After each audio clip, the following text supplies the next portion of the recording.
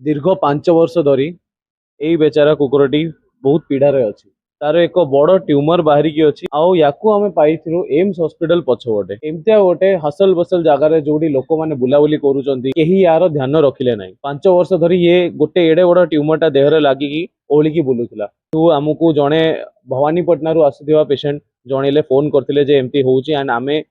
भाई गोटे लक कह गले से जगह आम प्रेजेंट थिलु and maybe because of God's wish I'm your rescue कर पार्लु या रेस्क्यू अटेम्प्टा बहुत कष्ट था बिकॉज ये एते ट्यूमर एते बड़ ट्यूमर नहीं कि बहुत इनसिक्योर हो जाता लोक भी मत बाड़िया पिटा करेंगे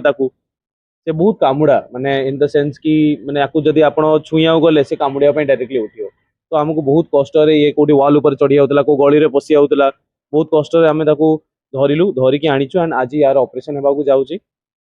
होपफुली ये बहुत जल्दी रिकवर भी कर do support the cause thank you so much.